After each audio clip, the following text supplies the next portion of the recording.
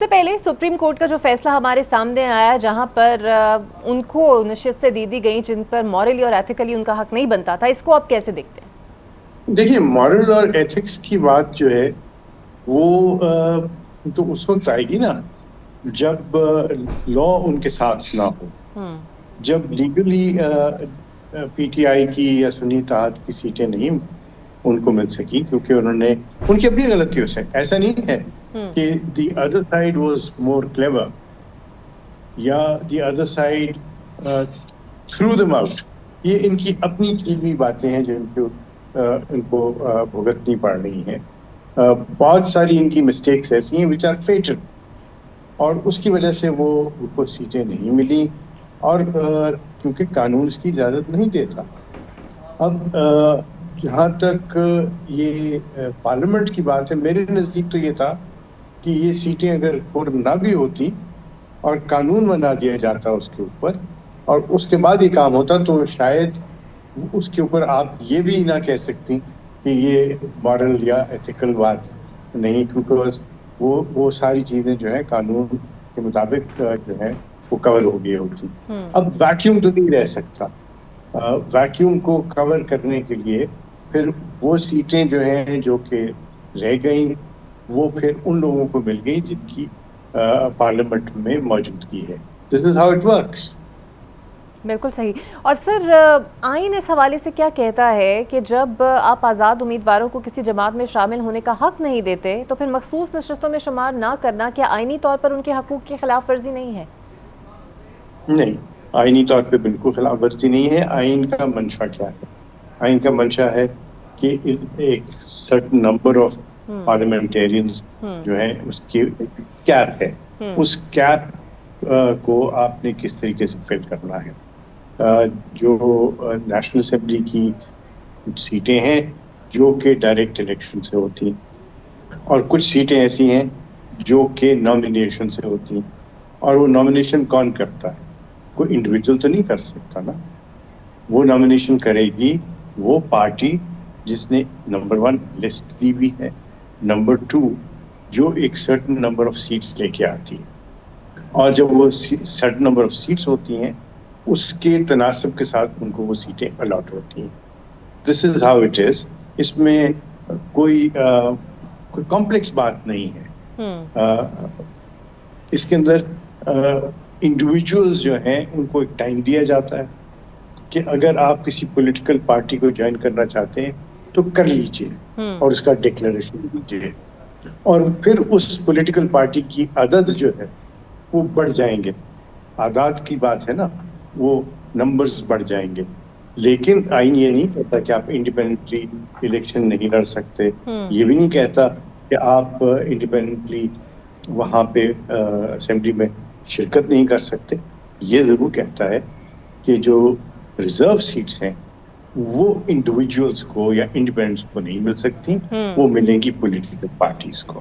بالکل صحیح. اور سر، پہلے سے سنائے گئے فیصلے میں ہم نے دیکھا کہ تب تو الیکشن کمیشن نے کوئی بہت عجلت کا مظاہرہ نہیں کیا، لیکن اب تو وہ اتنی تیزی میں ہے کہ مختلف اسمبلیز کے سیکٹریز کو خط لکھا جا رہا ہے جناب کہ آپ ان اراکین سے حلف لیں. آپ کو نہیں لگتا it's something dual behaviour کہ جو 13 رکنی بینچ نے فیصلہ دیا اس کے اوپر تو ہیل و حجت ہوتی رہی لیکن کم بینچ کے فیصلے پر پھرتیاں دکھائی جا رہی ہیں؟ دیکھیے، یہ ہوتا یہ ہے ہمارے ملک میں، اگر آپ تساہل سے کام لیں تو وہ آپ مرتکب ہوئے تساہل کے اور آپ کے اوپر انگلیاں اٹھائی جاتی ہیں. اگر آپ تیزی سے کام کریں تو بھی آپ کے اوپر اعتراض ہوتا ہے. اعتراض تو ہوتا ہی ہوتا ہے. یہ ہمارے ملک کا ایک شیوا بن گیا ہوا ہے. کیا ہی اچھا ہو کہ ہم ان معاملات کو اس تناظر میں دیکھیں جس تناظر میں یہ چل رہے ہیں اور چلنے چاہیے. اور کیسے چلنے چاہیے؟ پارلیمنٹ کا پورا نظام جو ہے وہ اس وقت صحیح طریقے سے چل سکے گا جب اس میں سیٹیں پوری ہوں، چاہے وہ صوبائی اسمبلی ہے چاہے وہ نیشنل اسمبلی ہے. اب جب یہ ہو جائے گا تو پھر آپ لیجسلیشن میں جو کلیکٹیو وزڈم ہے اس کا کولیجیم بڑھ جاتا ہے، اور یہی منشا ہے آئین کا، یہی منشا ہے قانون کا. اور 9 مئی کے کیسز میں پی ٹی آئی کے متعدد لوگوں پر جو تلواریں لٹک رہی ہیں اور پلس جو ڈیڈ لائن ہے کہ جناب 4 ماہ کے اندر اس کو کسی بھی طرح سالو کرنا ہے، آپ کو لگتا ہے is justified to give the deadline in such a sensitive case? All sensitive cases should have caps. They should not be. ان کا ضروری ہے کہ ان کو جلدی نپٹایا جائے تاکہ گم و گو کی جو ایک کیفیت ہوتی ہے وہ ختم ہو. اگر کسی کو سزا ملنی ہے تو وہ سزا ملے، اور اگر اس کو رہا کرنا ہے تو اس کو رہائی ملے. یہ جو جیل میں رکھنا پینڈنگ دی ٹرائل، میرے نزدیک یہ کوئی اچھی بات نہیں ہے. It is like punishing somebody before a sentence is given.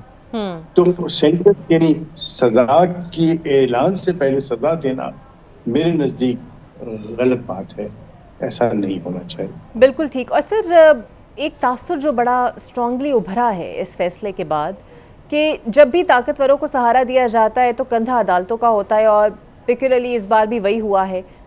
جس طرح طاقتوروں کے ہاتھ مضبوط کیے جا رہے ہیں، آپ کو لگتا ہے کہ ہماری عدلیہ کے ساتھ ایک پرسیپشن جڑتا ہی جا رہا ہے سالوں سال سے، اور اب تو بالکل ان کی فاؤنڈیشن کے ساتھ جڑ گیا ہے؟